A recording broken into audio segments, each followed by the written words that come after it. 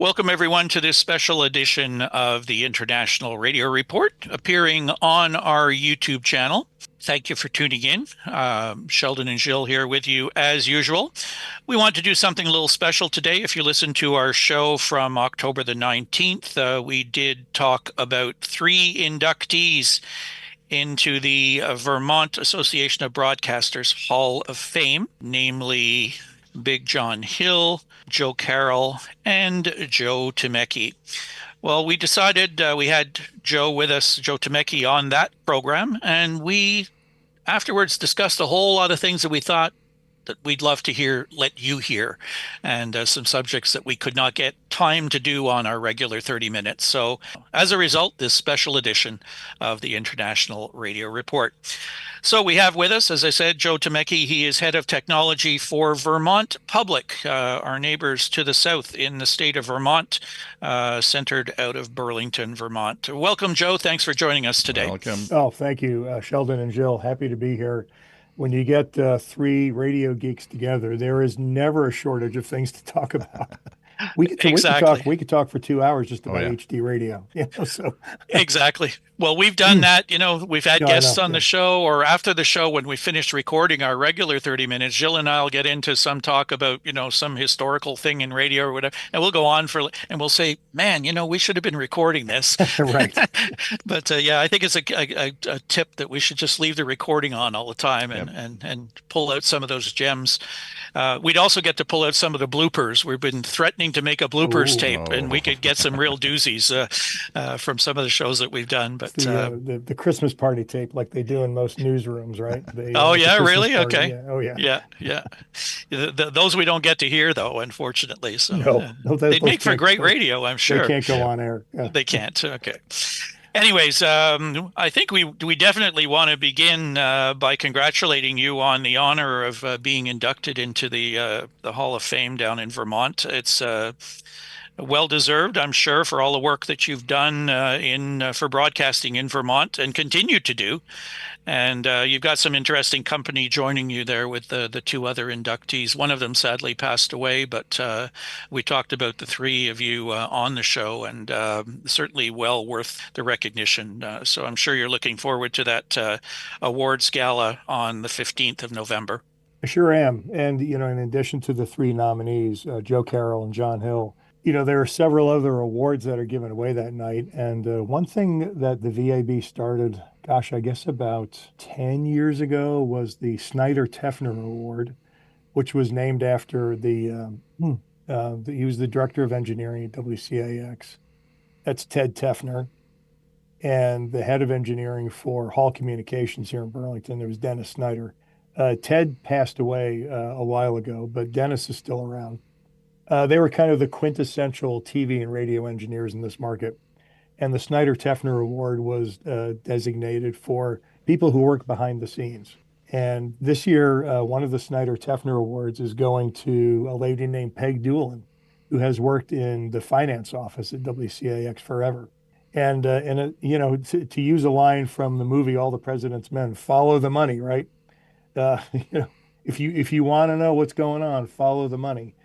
And, Peg has worked there a long time. She has all the institutional knowledge, and it's great to see her honored like that. There are also some Rising Star Awards. Those are people who are new in the business, who are kind of up and coming.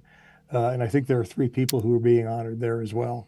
A person from Channel 5, a person from, I think, WCAX, and another person who works here at Vermont Public. So it's great that we kind of have people who are later in their careers, like me, and people who are at the start of their careers. And it's certainly a great evening. Well, it was really nice to see that a source of news for our show, Radio World, that we use an awful lot, picked up this story and ran it this past week about you three being recognized. So when we saw that, we immediately jumped on it, and knowing that we've had contact with you over the years. I remember when the Concordia radio station in Oh yeah. Montreal was applying to get a license on your frequency. They wanted to put a station for the campus up on top of the Hall building in downtown Montreal.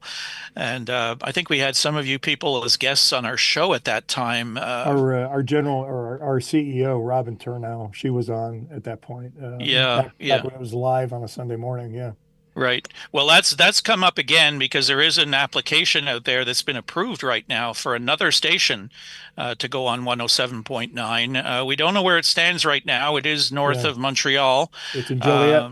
Yep, Yeah. exactly. We've And studied it extensively. So yeah, we don't I know should have put the exactly. map. I should have put the map up here because I've got the interference map. Right. Yeah. Well, you can do that. This is video too, so Yeah. we could show some video parts. But no, we don't know exactly what's happening with that. I mean, they Mm. got the okay, but we haven't really seen anything further about it. I Yeah. don't think there's been any testing going yet. So whether that's going to have an impact on you guys or not, we'll have to wait and see. Hopefully, it doesn't because we have a lot of listeners to what you people do down in Vermont, and Jill, you're one of them. Oh man, yes, I'm even a contributor, and I love to Thank listen. you. And I mean, just knowing that a station might possibly show up on the same frequency and prevent me from hearing WVPS is terrifying. Yeah. Yeah, it's those weird regulations that basically what CRTC says and Industry Canada say is that as long as the station doesn't interfere with your target audience in Vermont, then Hmm. it's okay. They don't really consider listeners here in the Montreal region, southern Quebec, who are Right. listening to your station. If those guys can't hear it anymore, well, they don't really seem to care about that. Of course, we tried to fight that. Thank goodness that Concordia thing didn't happen, though. It was just a disaster waiting to happen because I don't think you guys would have had any trouble with them anyways because we were picking up your station inside the concrete block of the Hall building on an antenna, on a portable radio with no antenna on it. Yeah. And you guys were still Yeah. coming in. So, yeah, I don't think it would have been an issue. But anyways, thank goodness it didn't happen. Well, it's interesting if you look at our FCC protected contour, because the terrain is so flat going north from the Green Mountains. All signals from Burlington way overperform going north into Montreal. That's an official phrase. Our consulting engineer is a gentleman named Doug Vernier, who we used for a long time. He wrote a lot of the software that stations use to engineer, moving around frequencies and coverage and things like that. And yeah, he uses the phrase, and he say, I don't throw this phrase around lightly, but your station way overperforms heading to the north. Oh yeah. And it's just the fact that, we're up at 4,500 feet on Mount Mansfield.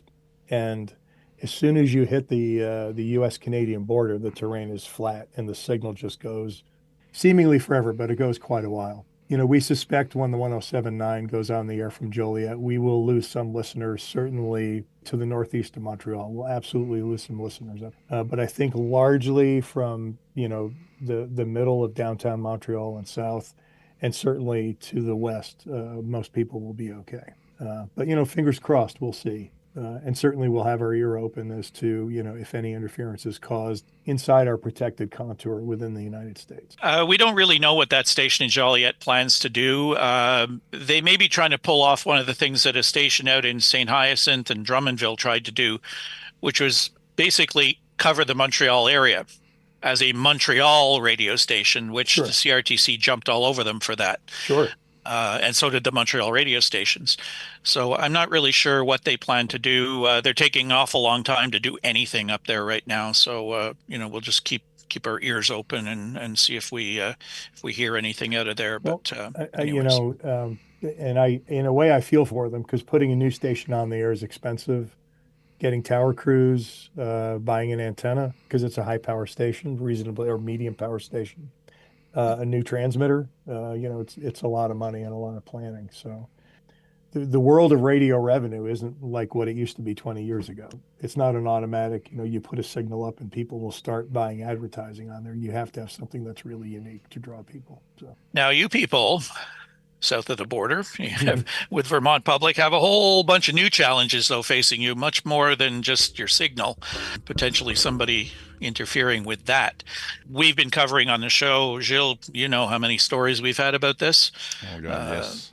There's almost one a week, I think, of the eventual decision by the Corporation for Public Broadcasting to pull the plug based on decisions that were made by the federal government in the U.S. With all the cuts that are going on. And certainly one that's going to get hit hard is public broadcasting. We thought we'd like to talk to you a little bit about your local situation, and then maybe on a little bit broader scale, how this is impacting public broadcasting throughout the United States. Yeah, many public broadcasters who got money from the Corporation for Public Broadcasting basically lost it. The Corporation for Public Broadcasting is a private company, but they were funded exclusively by the taxpayers of the U.S. Through an appropriation from the House and the Senate, or the U.S. government, that came every 2 years. And that money essentially stopped this fiscal year. So as of October 1st, 2 weeks ago, basically, that money is no longer there. So a lot of stations had to make some rapid adjustments in the amount of money that they were expending, including us. When it was clear this was going to happen, we unfortunately had to take the painful step of laying people off. We eliminated 15 full-time positions. 13 of those were occupied with people. So we had to say goodbye to 13 people. And the other 2 positions that we eliminated were vacant at the time. And it's a very traumatic thing to go through. Anyone who's ever been through layoffs, regardless of the business, it's tough when your coworkers leave. And it's particularly tough when it's not necessarily due to anything you did, right? These people were all here. They were doing a great job. They were contributing to the station. But when you lose, your $20 million a year company and you lose $2 million, you have to make some adjustment. And unfortunately, we had to do that. Around the country, there are stations who have a much more significant portion of their revenue that came from CPB. Some of those stations, it's in the 30 plus, maybe even 40 plus percentage. And frankly, I don't know how they're going to survive. It's going to take probably a combination of cutting expenses and partnering with other broadcasters.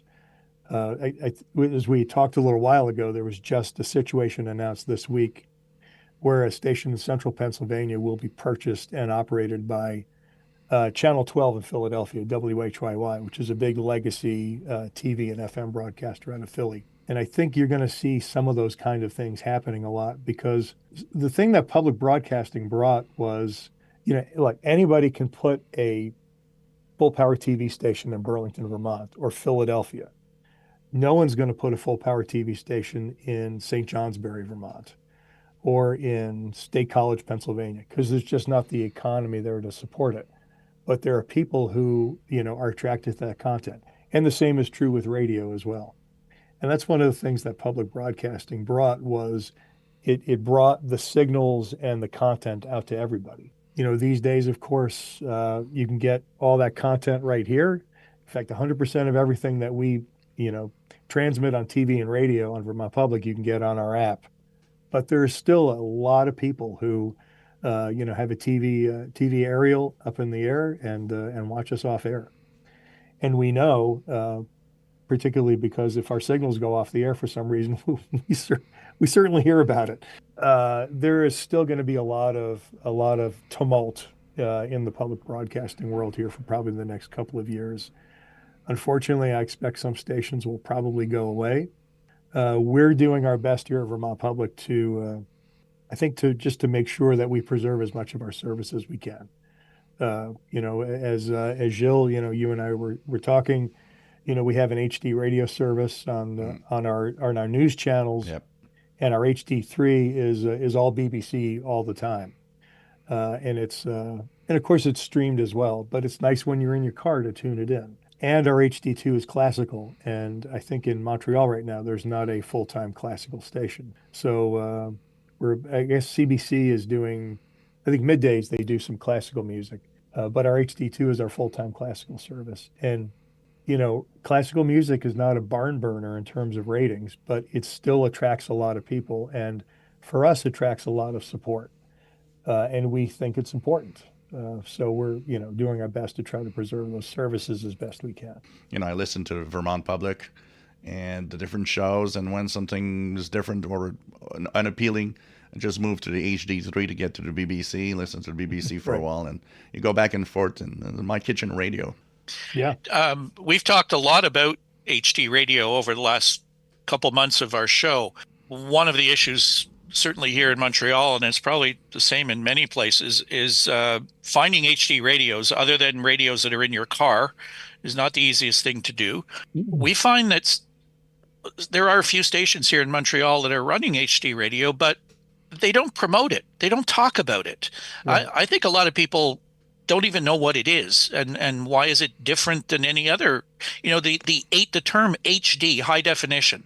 What does it mean? It's bizarre that some of our stations, they're just simulcasting an AM radio station over onto the HD channels of an FM station. I don't really understand, why they're not trying to do something more with it. And you're right. And there's certainly confusion. I mean, the HD and HD radio doesn't stand for high definition. It stands for hybrid digital. Who's going to understand that? I mean, I'm an engineer and I understand it, but it's perhaps a happy coincidence or an intentional coincidence on their part. My personal feeling, I love the HD radio technology, but my personal feeling is I think it's stalled. I think it stalled many years ago. There have been some minor things that have happened here or there, but we're finding, we have transmitter engineers, who have heavy duty pickup trucks, company owned trucks that they use to get to the sites. We couldn't find any readily available that even had an HD radio package. So we're having to put in something aftermarket. 8 or 9, 10 years ago, every Toyota that at least was sold in the US had HD radio. That is not true anymore. I think it's available in some of the higher trim packages. I think Subaru might be one of the only companies that still puts it in every vehicle. GM, hardly any anymore. I'm not sure about Ford. And, a lot of this came about because of the chip shortage during the pandemic. It drove the price of everything in a vehicle up. And, it's not just a radio. The radio is like the control center for the car, right? So the cost of that whole unit, the HD radio is certainly part of it. And who are the Jacobs brothers? And if you ever get a chance, Google up the Public Radio Tech Survey or the Radio Tech Survey and the Jacobs brothers. They're well-renowned consultants. And because they're in Detroit, they focus a lot on the automotive market. And, one of the things that you hear is, if you buy a new vehicle, obviously Sirius XM is in there. That's not an accident. There are marketing relationships with the manufacturer. Pandora might be there. Spotify might be there. Certainly Apple and Google have relationships with the manufacturers to get their apps in the car players. Broadcasters have nothing. And it's tough. I mean, my neighbor, who is a Gen Xer, we were all going out to dinner and I said, "Hey, Deb, did your car have an AM radio?" She said, and I quote, "I'm not even sure it has a radio." I was like, wait a minute. I thought you listened to Vermont Public Radio. And she's like, "Yeah, I link it to my phone and I listen on the app." And I'm like, "Oh, wow." When we got to where we were going, I said, "Can I just noodle with your radio for a second?" And it took me like 8 button presses to find the tuner in her car. And I was just like, "Oh boy, this is a problem." Oh yeah, these things are complicated. Yeah, and it's they don't even. And my wife's vehicle is the same way.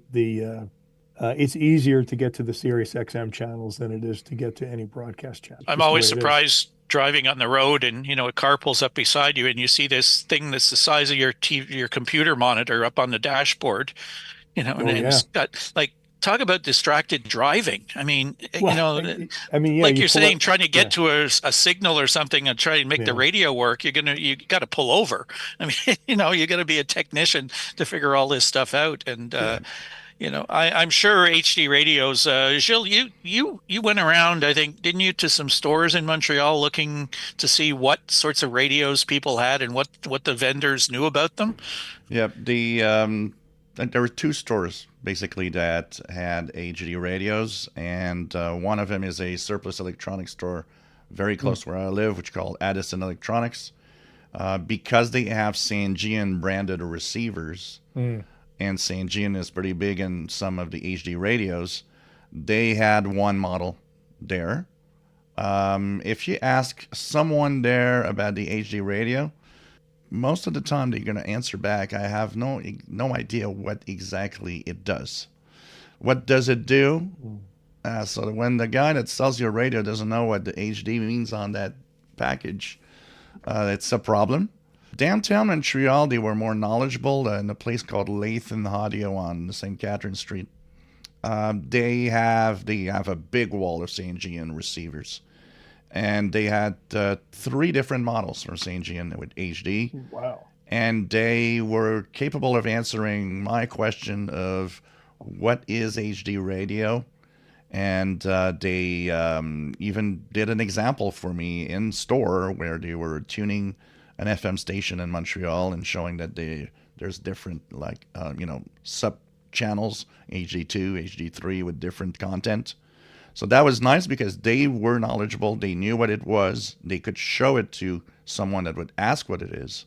The problem is if you take out Mhm. these two stores, which are pretty specialized. I mean, Edison Electronics is not the kind of store most people go to. Lathan Audio, well, I guess most people that go there are for really high-end audio equipment, high-end stereos and stuff like that. I'm not sure they go there to get your Sangean receivers. So you Right. take that out, the standard stores, the Canadian Tire and the Walmart and the whatever, it's like online. Yeah, you're going to get stuff online. You're not going to get stuff in store. Mm. And so it is a big problem because you can't find a radio. It's getting harder to find just a standard analog radio anyways. Right. Yeah, I kind of wonder, like, there was this big push for radio stations to get the HD technology into their stations. Once they got it, though, I'm not sure that anybody really tried to figure out, okay, what should we do with this? Because we've seen very little activity in Montreal with it, nothing really all that creative. I think one of the most creative things, and we've kind of wondered about it, talking about, there's a French language station on the South Shore community here of Longueuil, or just where I live, and there's a station there that's using HD. It's a French language radio station. On their HD channel, they've got a country music station. Now, we don't have a country music radio station in Montreal, but this station has put country music on their HD Hmm. channel, but it's a French language radio station, and they play no French country music on that HD channel. And we've been speculating, is the CRTC regulating HD channels?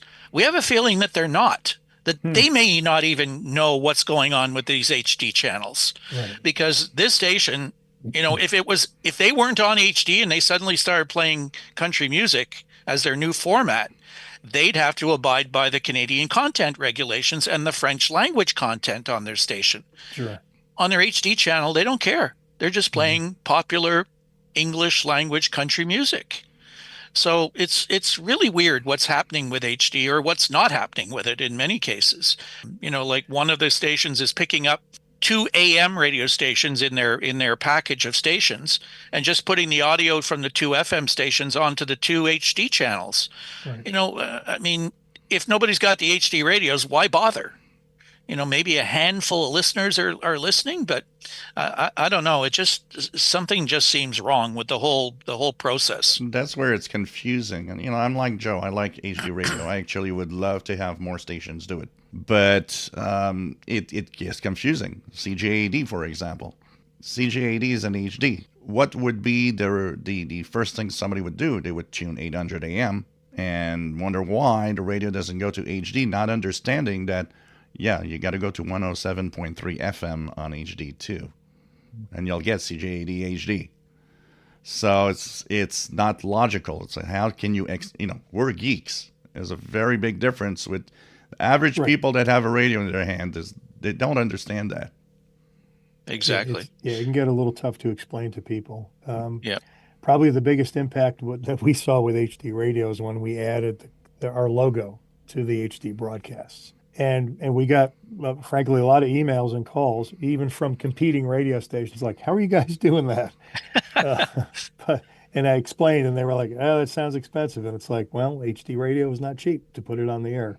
It's a lot of extra money. Oh, Um, that's something that most people don't know. I'm not a techie guy, so I don't really know, what's involved in doing that. But it's interesting to hear you say that is costing a lot more money.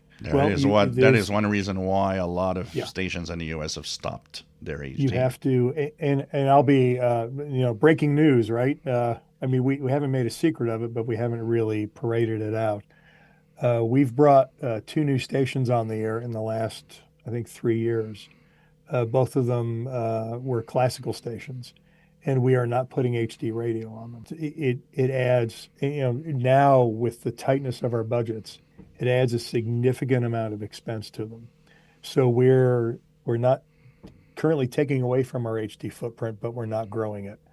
Hmm. You have to buy a transmitter that's bigger than the size you really need because of efficiency reasons of passing the digital signals. And the manufacturers, Gates Air and Nautel have gotten so much better and so much more efficient, but you still need a bigger transmitter than you would if you were just running analog only. So that adds to the expense. And then there's the HD encoding equipment, the importers, the exporters, getting your signals to the transmitter site, depending on how you're doing it. It adds a lot of extra expense for, frankly, not a lot of impact. And it's tough when people are like, well, I have a brand new RAV4. Why doesn't it have an HD radio in it? It's like, I don't know. I don't know what to tell you. I've been joking to Sheldon that, I turn on my HD radio in Montreal. I have the impression I'm the only one in Montreal doing it. It's quite possible. And we appreciate it. Yeah. Do you have any kind of indication as to what your listenership is on the HD? It's tough because we do, I don't think they allow this in Canada, I'm not sure, but in the US, we're allowed to put analog translators on for HD2 and HD3 stations. So we have several towns and cities in Vermont where we have like a 200 watt FM translator for an HD2 signal. And so usually, and occasionally they show up in the ratings. It's tough. They'll pop up. And it's probably because, if someone is listening to the classical station in Brattleboro, Vermont, that's a translator for our local station's HD2. And so the credit, I think, goes back to WVBA HD2, but they're in all likelihood actually listening to the analog signal that's in that market. Interesting. And the only other, there's been some growth of HD radio in Vermont. I think it was, trying to remember, one of the stations in central Vermont added HD radio, so they could put an analog translator on for that signal. And I'm not sure if it was the Penguin or Froggy or Frank or one of those stations down there. One of these stations that broadcasts on multiple channels around the state. Really good stations, by the way. But I think it might have been the Penguin, one of the adult sort of contemporary stations. They added HD so they could put that signal on an analog translator. So it's been useful for that. But yeah, it does occasionally pop up in the ratings, but that means it could easily much. show up in a rating. But like you said, since HD naturally transitions from an analog to to that digital mode, you might not notice if you're really on the HD side. You might be just listening to analog unless you really look at your radio that tells you you're on HD. Exactly. Yeah, and if an HD3 showed up anywhere in the ratings book, we would know they were listening in HD because we don't have any analog translators for those. Okay. So coming back to your situation itself in Vermont, we've always known, and you've made it very clear, that how important the Montreal and Southern Quebec audience is to Vermont radio and television as well. Yep. again, we follow what's going on in radio and media, but the average person might not. And, depending on how much they follow American developments, may not even know what's happening with public radio. What are you doing at the stations to inform your listeners of what's going on? And obviously you do your funding drives periodically, and you do get a lot of financial support from Canada, from Quebec. What are you doing on air or other ways to let people know what your situation is? Well, we've been pretty open. We probably in the middle of the summer when we started realizing that this congressional funding rescission was going to happen. They called it the rescission package. When it looked like this was highly likely, we literally tailored our funding drives to, it's all hands on deck. I think the slogan we used was, "It's not game over, it's game on," right? This is the time to step up and support. I don't think we targeted Canada specifically, but if anyone was a supporter, they're probably getting emails from us, and maybe even direct mail as well. And we've been very, very explicit about the kind of existential funding crisis that we're facing, and the reason why. It was part of a rescission package from the executive branch of government that went through the House and then the Senate and back to the House probably a couple of times. And there were certainly, there were other things that lost funding too. There have been, the news has been full of stories of budget cuts that the federal government has made. Obviously, we wish it hadn't happened, but it had happened, and we're about playing the best hand we can with the cards we have currently. So again, we've really stepped up, letting people know, what is happening and why it's happening. We've been extraordinarily explicit about it. On the other side of the microphone, not on air, but in your meetings and your management and what have you, what was the reaction to the comments of why they wanted public broadcasting, not funded any longer? There were stories of, they're too biased, they're leaning too much, to the left. I mean, we listen, we don't see that. We see stories reported for what they are. They're accurate, they're news. I'm just wondering what the reaction was from not just within your organization, but organizations that I'm sure you network with, as to how they reacted to those sorts of comments, as to their reasoning behind this decision that was taken. Well, so I'm not a news person, I'm a techie, but I think it's probably fair to say there have been a lot of attacks against media in general, not just in the last, not since just January, but certainly before that. And I've had the privilege of working at several organizations that were based around news. And to a letter, everybody who works in that business, whether it's television news or radio news, tries amazingly hard to get the story right. Whatever the news story is, right, to check with multiple sources, to verify the facts. These are people who literally turn themselves inside. I mean, I shouldn't say literally turn themselves inside out, but virtually turn themselves inside out to try to make sure they're getting things correct. And I think NPR's coverage is a matter of record. There was a big congressional hearing February or March, April maybe, I'm not sure exactly when it was, when the president of NPR and the president of PBS went before a House committee. And there were several examples that were brought up. And to, the president of NPR's credit, I believe she addressed those, and the president of PBS as well. All I'll say is we don't make up news, but people who disagree with us, and again, whether it's right or left, and we get complaints from both sides. We absolutely do. When you're making news content, someone's going to not like what they're hearing. Whether it's a story of unhoused people, or indigenous people, or the drug problem, or a crime problem, or whatever. There's always going to be multiple sides to the issue, and we try really hard to bring those all to light. And that's the best we can do. It's tough because 2 weeks ago I had a live show about shortwave radio, but we go into different directions sometimes, talk about all sorts of radio. We came to the very delicate subject of who do I trust in news sources? And you could see that this was a difficult one. So we started talking. Somebody asked a simple question: "What do you think of the BBC World Service?" Well, I think it's a pretty fair. It's my opinion. It's a pretty fair reporting. I think they do a good job. And then somebody asked, "Is that you listen to public radio in the United States?" I said, "Yeah, and like the BBC. My opinion is that they're very fair. They have great stories, and you could see the tension starting to go up. And it was to a point where actually at some point it was like, well, I think it's time to end the show. but this is where it's complicated. Yeah, it's just things are so divided right now. Yes, indeed. We do tuning across the bands like we do a lot of medium wave DXing and going through all the American AM stations that we hear at night.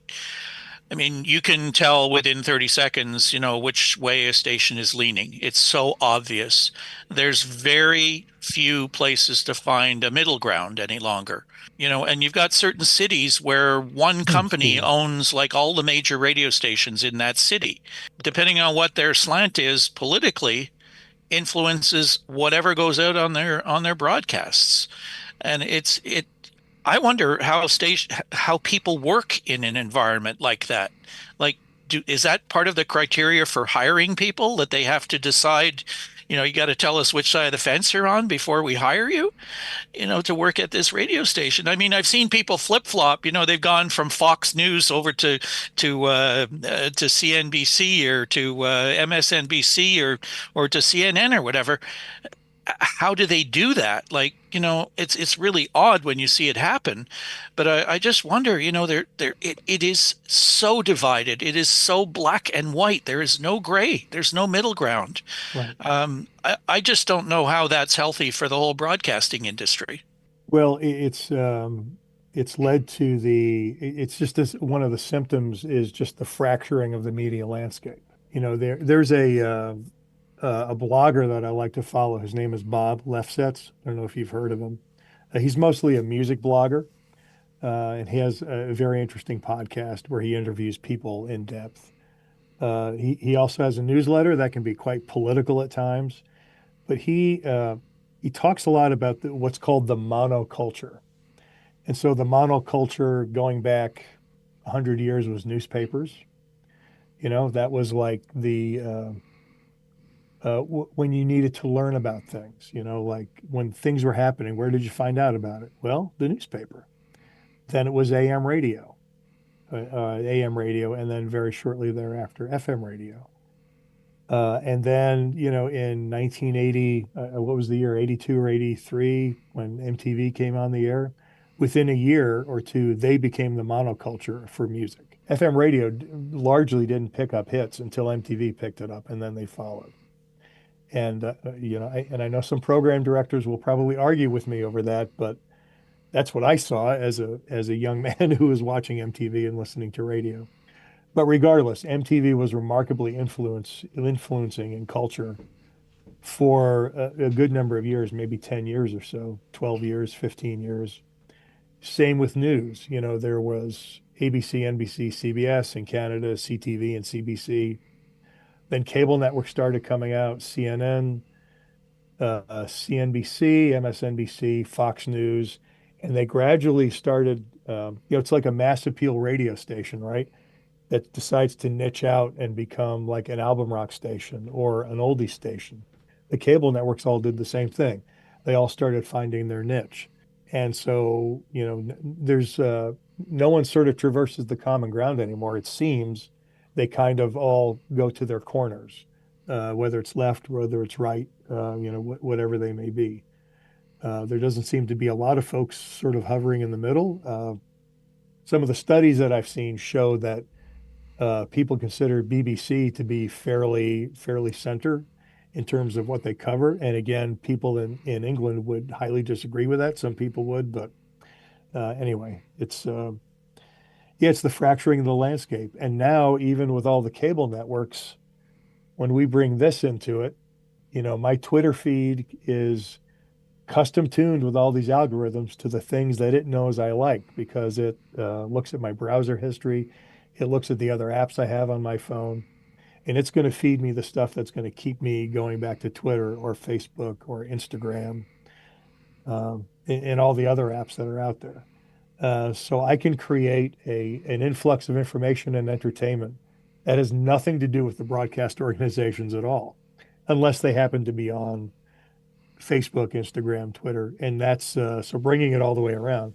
That's one of the things we're working on is constantly working on is making sure that we have a presence on social media, and that's more than just streaming our signal. We've been streaming our signals as long as probably longer than anyone else in the state of Vermont, our radio signals, and as soon as we were legally able to, our television signals as well. That's the same content, the same broadcast content, just delivered differently. This is taking the content that we make and actually building it and designing it for a digital first audience. And that's a phrase you hear a lot, right? Is digital first. And I'm getting way out of my depth because I'm not a program director. But Yeah, well, this that's what we like about this show is that Gilles and I are not in the industry. We're not on radio stations. We Right. do this show. We do a show that no commercial radio station would ever let us put this show on the air because we give people options. We talk about different things you can go and listen to in different Sure. places. Commercial radio is just not going to do that. I mean, you've got to listen to us, not go listen to what those guys are telling you to listen to. But we sample everything. We go around and we listen to all the different things. We get so many comments from our American friends who were so disappointed when CBC switched a lot of their AM transmitters off and went to FM because now they couldn't hear CBC radio anymore. Yeah. And, those border stations were great for them. And they appreciated what they were hearing from Canadians, from particularly CBC, because CBC is often spoken in the same breath as BBC. Sure. I would agree with that. Yeah. Yeah, it's balanced, it's fair. At times it can lean a little bit one way or the other, but pretty much they're pretty much down the middle, and they call things as they see them. They're pretty well free to do what they want. And our political parties, particularly Conservative Party, really doesn't like them because they do play that game. They do call things down the middle. And when there's something they don't like, they talk about it. When there's something good done, they talk about that. And, that's what Radio Canada International did as well. And so many people around the world miss that service as well, Right. because it offered that balanced reporting from a country that didn't seem to play any favorites, was basically the way people put it. RCI was always ranked with the BBC, Radio Netherlands, Radio Australia, stations that were pretty fair, pretty balanced, and did a lot of research and a lot of fact checking. And that has gone out the window with so many services now that I think it's driven a lot of people away from radio. They've gone to try to find other alternatives, but with the different tools that we have now, though, the different streaming services and all that, you don't really know who you're listening to half the time. It's, somebody's put some podcasters as another example. I mean, that's a whole new world Sure. that so many people are spending a lot of time with. But I know people in the broadcasting industry who really hate podcasts because these guys, it's a guy with a microphone. And, he's put himself out there and nobody really knows much about the person. And some of them have no listeners and some of them have, huge numbers of listeners. Millions of downloads a week. Yeah, but who are they? What's their background? Is their material accurate? There's so much coming at you all at once that it's really hard to figure out what is true and what isn't. So, the challenge for broadcasting today is much different than it ever was in the past, I'm sure. You always hear those comments of Walter Cronkite's rolling over in his grave somewhere and all these renowned broadcasters out there that, everyone watched and everybody respected. It's hard to find any of those people out there right now. A lot of media don't like personalities anymore. Personalities cost them money, particularly in radio. So, Sure. voice tracking, there's people working an hour shift and they're doing 6 hours of radio, because it's all voice tracked. I mean, And they're doing it on 4 other radio stations. Exactly. Yeah. Yeah. 4 other markets. Yeah, it's. I think for us that have been around for so long and we've heard what it used to be, for young people today, I don't know. Do you think there's a I think we've talked about this. Is there something appealing for some high school kid or some university kid out there to think, I want to be in broadcasting, I want to be on the radio? Mhm. I don't know if that's much of an appeal to people anymore. EM White Noise. I have no idea who this is. This is somebody on Substack. Reports say Gen Z isn't discovering new artists, but college radio stations are overflowing with new DJs. We ran As that yet, story. oh, you did. Okay, Yeah. so We did. you heard, maybe that's where my friend Bo heard it then, Uh, because my friend Bo is he lives out in Central New York. He's a big fan of your show too. In fact, he's okay. the one who told me about it years ago.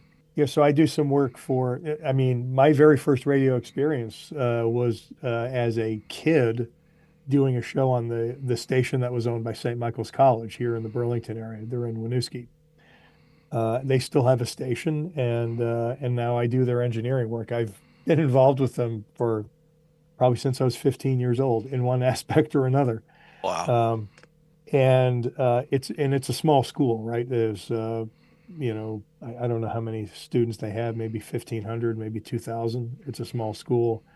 There's always been a core group of community DJs who do shows, and then there is students, and of course there's a churn.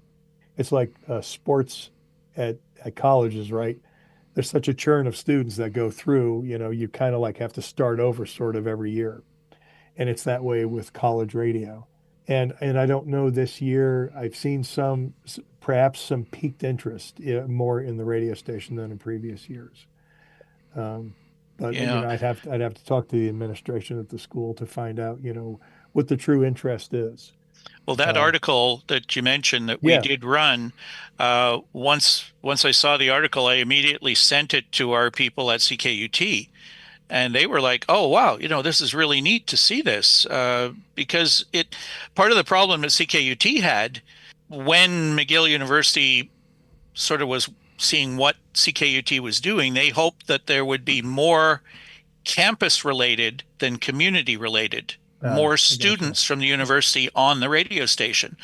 Well, it didn't materialize that way. It was much more of a community station than it was a campus station. The kids in the university didn't even know the station was there in many cases. But that may be changing. Whether it's happening here, I don't know yet. I haven't heard back from the guys at the station as to whether they're seeing that at CKUT or not. But it's certainly from that article is happening in a lot of different places that kids are finding their new music through college radio stations, Mhm. where there's so many other ways to get it, yet they're finding it on the radio. So that's encouraging. And maybe, as you said, that might attract some people into going to a radio station and playing their own music that they want to play on a station. It, Uh, it's incredibly hard, if you have a an Amazon Unlimited account or what would be a subscriber to Spotify, where you can listen to anything, right? It's incredibly hard to find new music. I mean, they have blogs and playlists and things like that. But, if I go to Amazon, I'm just sitting there like, what do I want to listen to today? hmm. It's like, well, I've got 3.7 million albums that I can listen to, or something crazy like that. How do you discover new music? It's very hard to find that curated music discovery thing. And I think that's what's attracting a lot of younger people to radio is that somebody's doing that. Whoever the DJ is, the announcer on the air. Whether it's jazz or blues, that's the St. Michael station actually skews a lot toward blues music. Just kind of one of those niches that they found, I guess. Not entirely, but they sure play a lot of it. Well, we've certainly covered a lot of territory. I'm sure we could go on for another couple hours. It always happens like this when you get radio people together, and we Sure. we see and hear so many different things. But we'd like to thank you for coming in and doing this interview with us here. I think it's opened some doors to what's going on out there for our listeners, and certainly people here in the Montreal region that listen to Vermont Public and are hoping that things are going to continue from there. They want to be able to keep listening, but we realize the challenges that are out there, and we appreciate you giving us a little bit of background into what's going on and how you're dealing with these changes that are taking place. But we hope things continue. We hope you'll continue to be successful. Again, we congratulate you on your Hall Thank of you. Fame award. Yeah. Really, It's quite unexpected, believe me. well, I'm sure there were a lot of people that pushed for it for you. So, they respect what you've been doing for them for so many years. So it's good to see your name up there. And hey, we know who you are too. So it's even great that we picked up the story, managed to get you to come in here and chat with us about radio. It's what we like to do. So we will get this program up on our YouTube channel for you, and we'll see how maybe you'll hear some more support from people because of this, particularly here from the Montreal region. Well, thank you. And yeah, we certainly value, obviously, the public media. What do they call it? The value proposition of public media, right? We put stuff out, and we know it's successful when people support it. So we value support from everybody and everywhere, and we don't, particularly on the television side, we don't at all discount. In fact, we value all of the support that we get from the Montreal area. We're on cable systems up there, so it's a very important area for us, particularly Saturday night with the Britcoms. There you go. So, yeah, it's a big show up there, and it's actually quite popular down here in Vermont as well. So yeah, Jill, Sheldon, thank you. This has been a real pleasure. It's been a pleasure, Joe, and hope that we'll have other opportunities in the future, and continue the great work at Vermont Public. No, thank you so much. We've been talking with Joe Tymecki, the head of technology for Vermont Public Radio, and this has been a special edition of the International Radio Report. Tune us in on Sunday mornings on CKUT 90.3 FM in Montreal, and always through our YouTube channel. Bye for now. Bye-bye.